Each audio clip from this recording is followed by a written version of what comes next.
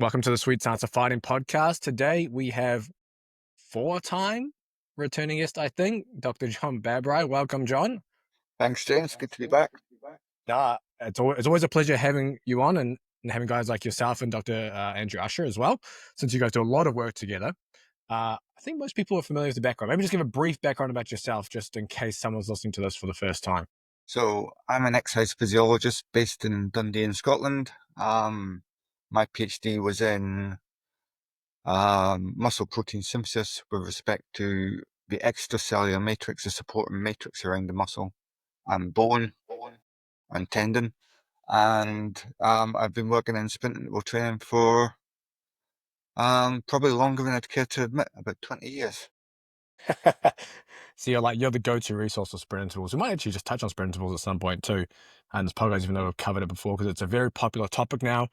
I think a lot of people are starting to maybe see the light around higher intensity. So actually, funny enough, anecdotally, I've been doing my sprint intervals right now just once a week, as part of just kind of my general training, and I noticed a difference in my grappling just from once a week, which is pretty crazy.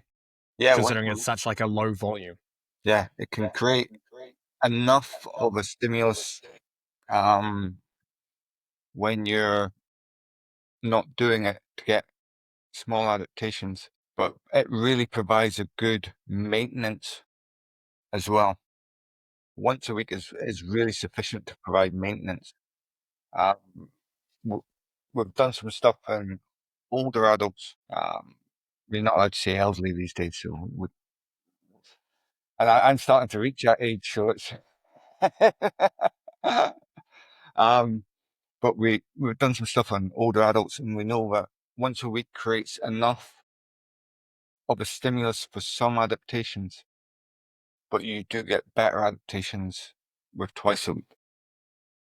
Yeah. Eventually, I want to get a bloody air bike in the garage to do it, because my spin bike, the brakes have worn out, so I can't push it hard enough to get the same feeling as I do when I do it on the Rogue Echo bike. Because when I do right now, I'm doing 6x10 on, 15 off, and I think I'm ready to go down to 10 on, 10 offs now. But like, after the 10 on, 15 offs though, I'm like, my legs are so pumped I can't walk. Yeah. Like I'm dead for the next 5-10 minutes, and then you're kind of okay. But that 5 to 10 minutes is like pure pain. Potentially there's an opportunity to put things like whole body vibration and isometric holds in that period where your legs are dead.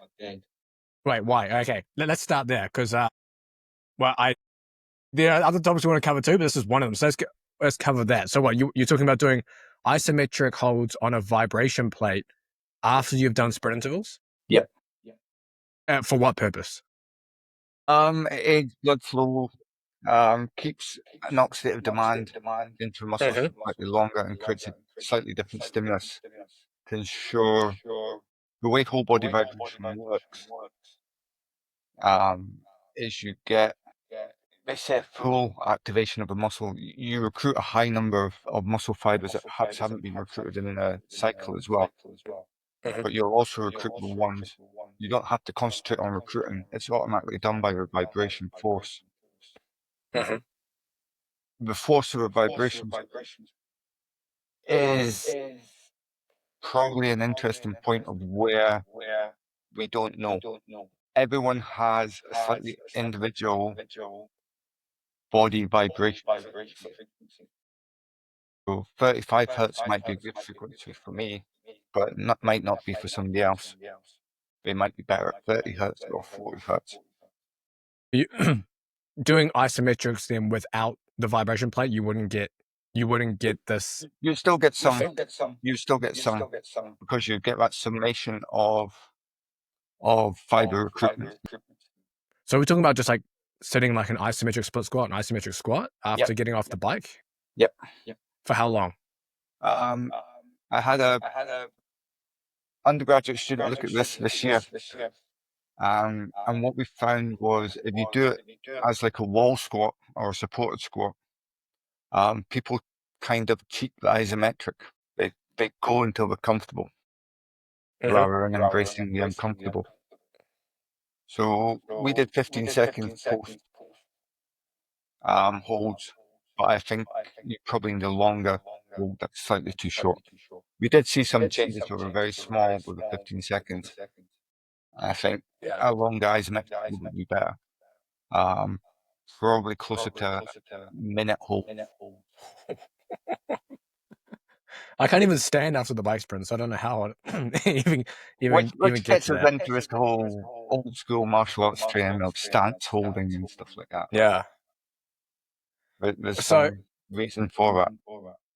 so the idea is you're recruiting potential muscle fibers that you didn't, or maybe didn't recruit well on the bike, so you can get those adaptations. Basically, you can just get the Yeah, whole muscle adaptation. you're creating an energetic demand in the recovery. So that isometric hold has to be fed with energy. So your mitochondria are really active. So you're really trying to um, accelerate or keep the activity of mitochondria high for longer. Yeah. Gotcha. Okay, that makes sense. Then are you ever thinking about using these as a standalone training method then for, I guess, for the same thing? Slightly different because isometrics on their own probably won't create the same mitochondrial demand if you haven't done sprints first. Gotcha. And same with whole body vibration, you won't get the same necessarily mitochondrial demand. You'll get some good, which is what we're gonna talk about eventually, is you'll get some good calcium activation in the isometrics and whole body vibration, but you won't necessarily get the mitochondrial if you haven't done sprints previously. That vibration's interesting. I remember during my undergrad, I think we did like one lesson where we had something about the vibration plate, and I think that back in that this was what 10+ years ago, where I think people were doing research on like holding push-ups or squats on the vibration plate and using it as like a post-activation potentiation response for using it. What are some what are some other use cases then that you're using the vibration plate for? So vibration was developed, one of the main early researchers was an American called Clinton Rubin. This would have been late 1990s. Clinton was posing vibration as a way to maintain muscle function and health in zero gravity. So he did a lot of work with NASA around how can we prevent the sarcopenia of space travel. So being in zero gravity, your muscles waste. There's no point doing resistance training because there's no gravity, so there's no resistance to actually utilize. So this is why vibration training kind of got popular in the late 90s, was around space and from a health point of view, from long-term patients in bed where cachexia or wastage is going to happen. And it was done as a standalone intervention. The idea is that at certain frequencies, you optimize the recruitment of muscle fibers without having to actually contract them yourself. And you get a greater proportion of muscle fibers activated. And then really how you choose to program it is up to you. The early stuff was done on static holds, such as a squat position, because the amount of G-force that's created on these can be up to sort of 7 or 9 G, and you don't really want that going straight up your spine. So the original stuff was just on static, and then people moved into more dynamic thing, hold the squat position, but just go up and down once it's vibrating, but not into a full vertical, because you again still don't want that 7, 9 G going through your spine. Interesting. So it's got a lot of potential. It became quite popular. Commercial gyms were buying them. So you go into commercial gym, there'd be a power plate there, but nobody in the commercial gym knew how to use them. So they became like a fad thing. They came, they went, nobody used it because nobody understood it. So could that then be used as like a body weight maximal strength stimulus? Is that what you're kind of getting at regarding you're getting more motor unit recruitment or more muscle recruitment from doing like a body weight squat on there, Yeah. and then you're able to treat that as a quote unquote maximal strength stimulus? You'll improve force production because what you're doing is getting the neuromuscular response. Mhm. So you're getting both type 1 and type 2 fibers activated, and you're getting a large calcium release, which is allowing contraction to occur. And then that has to be married with the ability to give the energy for contraction. So it's quite multifaceted what it's doing. It's slightly different from resistance training. If you're anything like me, you're short on time. Kids, family, work, training, and having to cook meals on top of that is just not going to happen. So I'm happy to announce Trifecta Nutrition are sponsoring the podcast. You get epic meals like these ones: turkey taco bowl, Texas barbecue protein plate. These are a couple of my favorites. But it means you don't have to prepare all your own meals, and it makes getting and good nutrition relatively easy. I've tried other meal delivery companies. Most of them are too high fat, not enough carbohydrates, or if you're getting kits where you have to cook it yourself, the portions for two is actually for one, especially if you are like me and you're training often. So if you want to take something off your plate and have meals like this delivered to your door, go down the description. There's a link there where you can order Trifecta meals. This is the performance line, which are higher protein and higher carbohydrate. And you can use code LIFTBIG40. You'll get 40% off your first order. In that it's both type 1 and type 2 fibers, where resistance training is predominantly a type 2 fiber based approach. Interesting. Okay. So you could almost, I was going to say, it ends up being almost a more neural Yeah. stimulus being Yeah. on the vibration plate. Okay. And then like your strength training can be neural, but it tends to be more muscular. Yeah. It tends to be much Uh, more around hypertrophy and development of type 2 fiber cross-sectional area with resistance training. Whereas with whole body vibration, what you get is a much more neural response where the extent of hypertrophy is going to be much lower. You can develop hypertrophy, but it's much smaller than you would with a resistance training program. Interesting. Okay. That's interesting. I'm just trying to think now, like where that kind of can fit in a training room. I mean, if you're going through like if people are doing maybe like quote unquote power blocks or speed blocks of training, it will kind of make sense if you wanted to maximize like I guess, neural adaptations or neural recruitment or whatever you want to throw in there, So it can have a that you lot of would do. applications in things like grappling, where you're in a isometric condition. Yeah. Hold that, go into a grappling position, hold that, Mm-hmm. and then put the vibrations on once you're in that position. When you then do it without vibrations, it becomes easier. It So comes you easier mean longer. you'd be standing on the plate and you'd be say like bear hugging like I don't know a sandbag or something like that. Yeah, if you wanted to. Yeah. Hmm. It, Okay. it has application in other sports as well. It can go into things like scrumming in Yeah. rugby union, get into that scrum position and vibrate once you're in that. Hmm. And are you saying that you say it's easier afterwards? You saying it's easier directly afterwards, or this is like a chronic adaptation that occurs, or how quickly?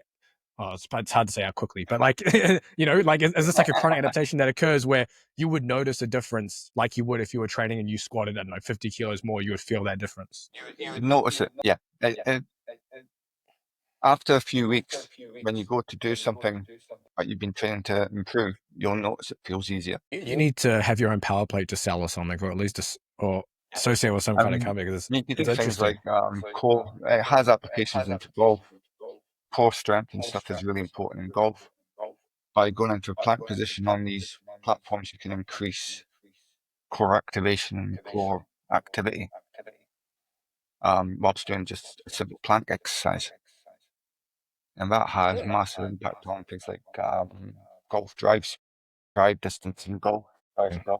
No, you're good. You're good. And obviously, one of the things you mentioned there, which is when I really want to go into on this podcast, you did a cool little, I guess, guest video lecture talk on in our conditioning mentorship with Dr. Andrasha. And for anyone that is interested, the first cohort sold out and we finished that. The second cohort starts, if you listen to this replay, it starts in the beginning of June. So in a few weeks, make sure you check the description. You can secure that spot now. because the first one was banging. But John did a really cool little talk on calcium sensitivity. Now, I'd love to go really deep into this because it's a pretty interesting topic. And from my very basic understanding, is within the within the muscle we have calcium that binds to troponin, and that allows tropomyosin to move away. Then it essentially allows the protein filaments to bind to contract. Maybe for the listener to make it really easy to understand, you have a cover around one of the, I guess you have two protein filaments in the muscle. They slide over each other, they connect together, and they contract the muscle. One of them has like a little spiral around it that kind of blocks them binding together. But when calcium touches it, then it moves away, and that allows them to bind. So we'll keep it like that. You mentioned about calcium sensitivity. Do you want to maybe just go into detail? Okay, what is even calcium sensitivity? Why does it even matter? I'm going to go back a little Yeah, bit. go back even further. So you've got the two proteins, they need to interact. One component is this other protein that's wrapped around one helix. So you need calcium to allow that to bind, and that's a common one that everyone talks about. But the other side of it is the other protein has to be switched on. So it's just like a light switch. If you're resting, the light switch is off. The calcium acts as the signal to put the light switch on, which then allows the other protein to bind where it's been exposed. So it acts on both aspects of the two proteins that are required for sliding filament. So it's not just exposing binding sites, it also switches on the other protein. So it's really important. So we can't create force. So the important thing here is we can't create force unless that protein interacts with that protein. And if we can't create force, we don't have strength. So nothing's going to be powerful. It's going to happen. Yeah. You're just going to stay there like a sack of jelly. So we need that response. So what is calcium sensitivity then? That's a training response. And what happens when you train correctly, is you need less calcium to produce the same response. And you get a better movement of calcium around the muscle. So calcium stored in the muscle itself, it has its own calcium store. And when we think, right, I'm gonna lift this, or I'm gonna run fast, or whatever, we send an electrical signal from the brain which targets this store and gets calcium released. And that calcium release then starts the whole cross-bridge cycle. And then energetics become important. Have you got enough energy to keep the cross-bridge cycle going? So what happens every time you contract that muscle is you release calcium, it goes into a cross-bridge, and it comes back out of the cross-bridge and goes back into the store. And every time we have an electrical signal for that muscle fiber to be recruited, so muscle fibers across a movement get recruited a multiple number of times. They contract and relax, contract and relax. So every time we contract it, we need that calcium to come back out at the same level, go into a cross-bridge cycle at the same, and come back out. When we don't do that efficiently, we lose sensitivity. So we need to have more calcium come out to try and get the same response. So when we're training, what we really want to do is enhance the sensitivity to that. And that comes down to which proteins are getting changed when we train. And the important thing about training is it should target the calcium proteins, the proteins involved in that calcium dynamics. Because if we lose calcium out of that cycle, which is what happens when we start to fatigue and stuff, we have less calcium available. We can't create force. Force gets impeded. So, and in most sports, there's no point in being able to produce force once. We have to produce the same force again and again and again. So we need efficiency in that cycle. We need to be able to release calcium and take it back up, release calcium and take it back up without losing it to the environment and without losing it to the mitochondria. And the way that happens is the mitochondria becomes more calcium sensitive. Myosin and actin proteins become more calcium sensitive, so we need less calcium release, and we get the same signal or a bigger signal for force production. You mentioned about obviously the contract relax nature. Kind of brought me back to the idea, like the, I guess, fastest or most, I guess, quote unquote, powerful athletes tend to be able to contract and relax, or tend to be able to relax faster than non-elite. And obviously, within generating speed-based movements, you want to have an antagonistic muscle relax to allow, I guess, the maximum force of the agonist. Is that part of calcium So it's all then down to within? calcium. Whether a muscle's active or not depends on whether there's a signal in there for calcium release. It's a chemical response, so calcium is important there. And the other place where it's important is above the muscle at the neuromuscular junction. So that signal from the brain, that electrical signal, has to get converted into a chemical signal. The chemical is acetylcholine, it's not important. But that's what gets released, and that's what then triggers what happens in the muscle. But at the neuromuscular junction, in order to convert that electrical signal to acetylcholine release, you need to take calcium in. So we've got a calcium-dependent mechanism for our chemical signal, and then we've got a calcium response to the chemical signal that will create the force. Okay. You mentioned about training correctly for this. And just based on what you've said, I'm going to take a stab and say, general heavy strength training doesn't help this response. No, no. And I'm saying that because of the idea of heavy loads typically, I'm not going to say cause, but they develop co-contractions around joints because you want that stability. And that co-contraction obviously is always being active, and then you're not getting the contract relax. And I'm assuming that means you're not getting the improved calcium. I'm just spitballing here. So what I could be happens way off. traditional resistance training is, as I said earlier, it's very much focused on cross-sectional fiber growth. So it's a Yeah. hypertrophy response. Most of the positive changes with resistance training come about because of this hypertrophy response. So there's no evidence that we get remodeling of its two transporters. One's called ryanodine receptor, and the other one's called SERCA. And the different isoforms have different SERCA. Ryanodine receptor is our transporter for calcium when we want to contract, and SERCA is the transporter to take it back in when we want to take it away from the crossbridge. And all the evidence suggests that resistance training, traditional resistance training, heavy resistance training, does not change this response. So what happens with traditional resistance exercise is we create more force by recruiting type 2 fibers earlier in the contraction cycle. So we create a bigger, powerful muscle, we recruit fibers that absorb quicker. So we can move that heavy thing, but we can't move it for very long. So there's no evidence that calcium sensitivity or calcium response changes with resistance training.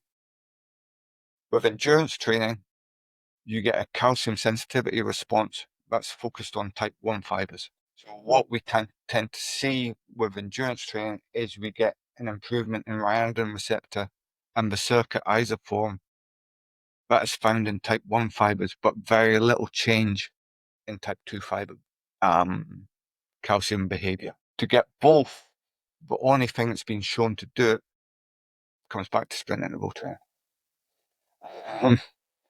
We get both calcium sensitivity improvements in type 1 and type 2 fibers, which allows a more sustained contraction and more force, but perhaps not the same amount of force you'd see when you do traditional resistance training.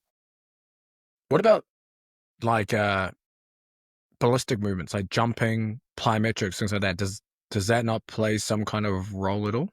Problem with that is there's no evidence that it changes anything because none of the studies are actually biopsying and getting in. These are very complex S&C movements, and nobody's really looking at them from a structural change in the muscle.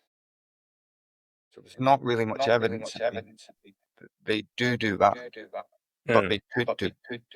And again, velocity-based weight training or velocity-based resistance training where you're trying to move equipment, the resistance of the weight fast, you may get some calcium changes in there. But again, people who are doing velocity-based are looking at it as very much an S&C tool and not exploring what's happening inside the muscle. You mentioned as well about the muscle storing calcium and it kind of cycles in and out, or you potentially lose some of that calcium. Does that I'm going to sound like an idiot here, but does dietary intake or I don't know milk calcium supplementation, does that make any difference at all? Does that change anything? Not really. Most people aren't deficient in calcium to such an extent that it's going to have a dramatic impact. It can be important if you're working with children when they're going through growth spurts. Are they getting adequate calcium at that point? With adults, there's less evidence that calcium actually does anything because we've got a big store of calcium in the bones that we can break down at will. So it's not that there's not enough calcium necessarily available. The muscle's just not using it in the right way. Okay, that makes sense then. How is this might be a really complicated one, but how is calcium sensitivity even measured? It's measured from isolated muscle fibers and it's measured chemically. So you put a chemical on that requires a calcium response, and it changes electrical current, and you can measure the electrical current that's been given. So it's never done in vivo. We can't do it. So it's all ex vivo animal models, which again might limit why things like plyometrics haven't been looked at so much because you can't really get a rat model of plyometrics. You have to like drop them from like the top of the thing Yeah. or something. Some animal cruelty stuff just to see what happens. So okay, so the calcium sensitivity. So sprint interval training is kind of like your number one for improving this ability for essentially for muscle to contract. And you're to maybe make it even easier to understand, we're saying when we're improving the muscle to contract, we're essentially just improving the efficiency of the muscle to contract. And that means you're able to produce force repeatedly for longer durations, which is obviously what everyone's trying to do anyway within S&C. And then does it have any effect on, I think you mentioned it already, but it has very little or no effect on how quickly you can produce that force or how much? You'll see force improvement. So if you think about, I did train to improve my calcium sensitivity. Would force go up that I can produce? Yeah, the overall force would go up. Typically around about 10 to 15% in sort of that 4 week window that you normally see. So yeah, you do get force. You'll move faster, you'll move better. But the other thing that happens is you need less calcium release and you need less ATP to create the same amount of force. So the energetics get Okay. Okay. And is this muscle specific based on what you train? For example, if you're doing bike sprints, is this specific to say the quads and you're not going to get the same effect, say, I don't know, in the biceps? You can get the same effects in the biceps. So if we do bike sprints, we know we're going to recruit the soleus, gastrocnemius, quadricep, hamstring. So all the lower body muscles are getting used. There's also a small amount of twisting that goes on. So actually, there's some upper body engagement in lower body bike sprints. If I really wanted to target upper body, then I'm in the lucky position of we've got an arm ergometer, so we can make the bike sprints for the arms, which everyone loves. I can't even think of a worse thing to do. Like that's probably the most horrible exercise in existence. It's pretty bad. It's the one that causes a lot of people to feel a little bit nauseous at the end of it. Yeah, there's no way. I mean, I've done some grinder, but I ain't doing sprints on the grinder. I don't need to. I'm happy with the Echo bike. That thing already has an upper body component. It screws me over too much already. So yeah, you will get these calcium sensitivity improvements in things like the bicep. It'll be predominantly type 2A fibers where you're inducing those improvements rather than type 2X. So you'll create a less fatigable Mm. body, which is important in a lot of sports where, such as boxing, that where arms drop as a fighter gets fatigued. You're more likely to take punches to the face because you're no longer in the correct guard position. What about pure speed power sports then, where maybe someone's trying to retain more type 2X then? Because you mentioned that obviously you're potentially Um, going more 2A with that. Everyone says that, but if you think about 100 meters, that's one that people think is a pure power speed. Mm. But it's highly Um, oxidative too, right? if you look at where that's won, it's not on any of the early part of the race. It's like 70 to 80 meters. Who can not drop off so quickly? Yeah, it's won in that capacity to maintain force. All the athletes get to peak force around at the same time. The acceleration rates are pretty much identical. The difference between 9.54 and 9.78 is not in the first 60 meters. The clear difference in the That's a last. good. That's a good paper with the Usain Bolt Yeah, comparing Usain Bolt Tyson Gaines at Suffer Powell or something like that. That kind of showed that broke down the entire race with where they reached max loss. Yeah, that's a really. it I looked really at like that two paper. Usain Bolt's two world records from Yeah, 9.64 to 9.58 or whatever it was. And the difference there was again in that last 10, 20 meters. yeah. He just doesn't decline as fast. Yeah, yeah. Yeah. Yeah, it's super interesting, especially from a dude where what doesn't he have like scoliosis or like some limb asymmetries as well, and like a Oh, bunch of like stuff that people would biomechanically, say is bad. he's probably the worst runner in the world. Biomechanists would have a nightmare watching him run. But what happens is his body's trained for his skeleton. So Mm. biomechanically, he's probably running as efficiently as he can for his body shape. Mm. Which is interesting when you start to look at like individual variability and differences. And there's a couple of different points that you want to touch on with sprints here as well. One of them on heat acclimation. I think you did some papers recently. I think with Andrew Usher as well around the heat acclimation. Now I remember there was a paper a few years ago. I think the Welsh rugby team did a study on, was it? Oh, I don't know. Maybe it wasn't heat. Maybe that was hypoxia sprints. I think Wales were doing hypoxia and stuff. I think it might have been where they did essentially 2 weeks of twice a week sprints.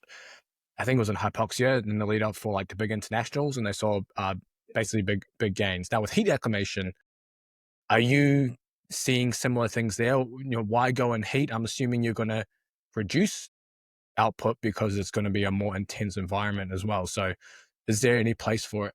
I guess within So the preparation. point with heat, what we were looking at really was, we're quite fortunate in Scotland. We live in what's generally classified as a temperate climate. As a cold, dark, miserable climate is what you Pretty meant much. to say, right? Like my day to day. But it's like 19 degrees and we think it's boiling hot. Yeah. So in Scotland, temperature varies between about 4 degrees, maybe -2, -3 on a cold day, up to probably 20 degrees on a hot day. So it's actually quite thermal neutral. And for sport, it's probably the ideal climate for sport. But what we have is athletes are being asked to go to the USA in the summer, the Tokyo, to Saudi Arabia, to wherever, Qatar, and perform. And we expect our top athletes to perform. And what we know is if you go into heat unaccustomed to it, you aren't going to perform. There's going to be early onset fatigue and there's going to be a drop off in sprint performance. So what we're trying to do with the acclimation studies is prepare the body physiologically to do repeated work in hot, humid environments. So typically 38 degrees, 40, 50% humidity. These sort of extreme environments that are becoming more common particularly for America, particularly for Asia. But even in Europe now, we're starting to see southern Europe, summer temperatures are hitting 40, 45 degrees all the time. So we've got these huge the planet's heating up. We've got this huge heat stress that limits performance. And it's how can we prepare the body to do that? And essentially, traditional heat acclimation is focused on doing an hour and a half, 2 hours of work in a heat tent. But for most athletes, they don't have a 2 hour window to give to a heat acclimation approach. So what we've done is, can we do something different and use sprint-based training, but in the heat, to force the same metabolic stress that will cause the body to adapt to the heat. And then what we find is that we get improvements in performance at sort of 38 degrees, but also translates to when you go to temperate conditions as well. There's a knock-on improvement there as well. Interesting. Does that mean you tend to or want to use heat acclimation, I guess, sprints, regardless of where they're going to compete? Pretty much there's some evidence that heat acclimation transfers into altitude performance as well. There's a lot of Interesting. similarities between the two. It doesn't give you all that climatizing to altitude would give you, but it gives you some that allows you to maintain performance. So acclimation for altitude is much harder, because what's happening when we go to altitude is we've got a drop in air pressure.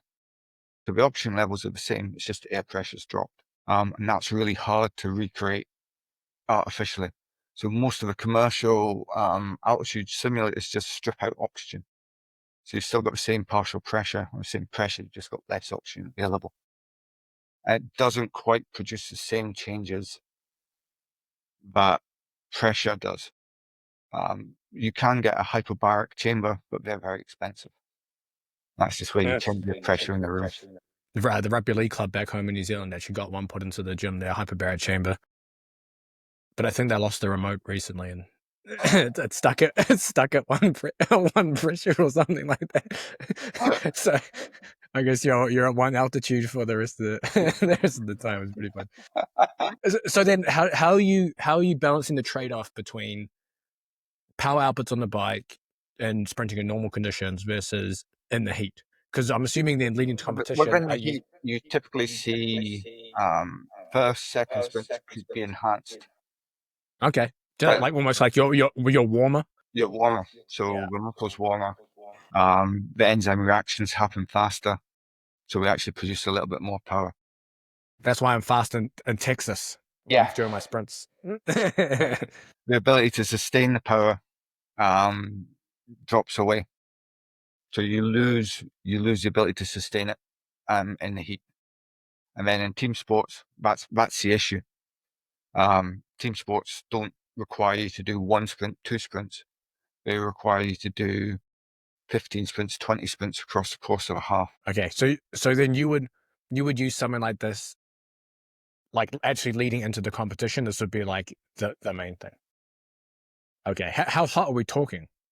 Um, 38 degrees centigrade, which is I don't know 100, what that is in Fahrenheit. 105 Fahrenheit.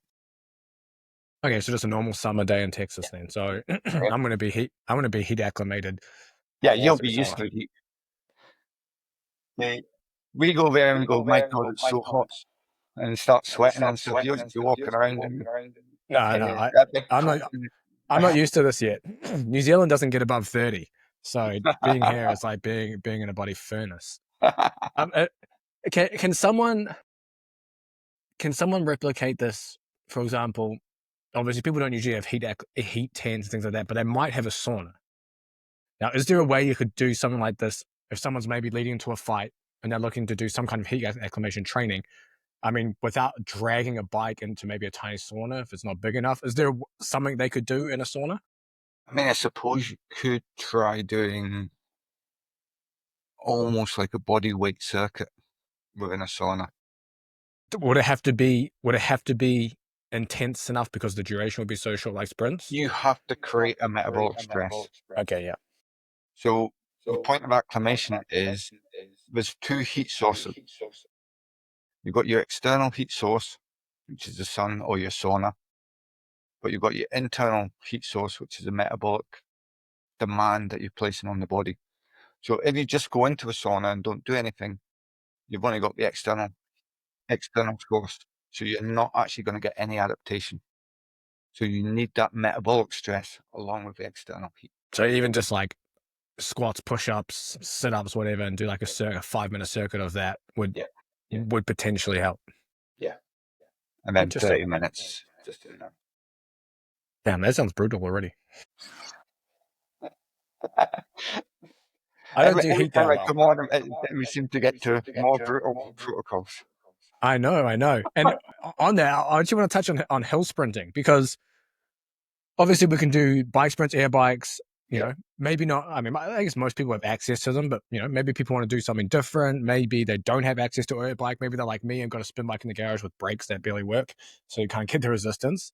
I was looking through your some of your hill sprint protocols, through some of your research. I noticed that the rest periods, at least in those papers, were typically longer than you would be on a bike. And I'm assuming that's a practical thing because you can't get down a hill fast enough. Is that something that partially you would look at? practical and partially the quality of the participants? Okay. Well, some of them were So it's not field elite hockey, level hockey players, or yeah. not elite level football players. They were part-time, they played a little bit, but it wasn't their main focus. So partially we gave them longer rest because of that, and partially getting back down the hill does take time. So if someone is better trained and they had a longer hill, you could do, say, 10 on, 15 off, and they would just stop on the spot and then continue on. Yeah. The important for a hill sprint is to try and get a hill that is a consistent gradient. You don't really want it undulating. You want a nice continuous hill. And the steeper the hill, obviously the higher the intensity it will be. So if it's a small hill, very shallow, the intensity is not going to be that great. If you're onto a 10% gradient, you're kind of matching what we see on a 7.5% bike protocol. Interesting. Okay. And so for someone who wanted to start using, I guess, hills, I know obviously the sprint protocols kind of differ between individuals and things like that, but is there a general guideline that you typically use on hills that may differ from what you do on a bike, just from a practical standpoint? It's fairly similar, to be honest. Whatever duration I'm going to get you to sprint for. So it'd be like 10 to 30 seconds-ish, or 6 to 30 seconds kind of thing. 6 to 30 seconds. We've done 15s, we've done 30s, we've done 20s. We just play around. The other way you can do it is to use shuttles. If you don't have access to a decent hill, if you can get a 10-meter course and essentially start in the middle, and you should have probably about 8 turns in about 15 seconds. Okay. And that turn, that stop, accelerating, decelerating, increases the intensity of a sprint again. Mm-hmm. And then we're getting that calcium sensitivity. Yeah. Okay. No, So again, that's with that, we see things like we use what you call it, an isometric dynamometer for measuring force production. We can see the rate of force development and maximal force produced go up by about 10-15% in about 2 weeks. From the shuttle ones, or just from sprints in general? From uphill sprints and from shuttle. Okay. So hopefully listeners there can take something from that. And if they don't want to do the bike for whatever reason, you enjoy running, there's something you can do for your conditioning as well. But that's everything I have for you, John.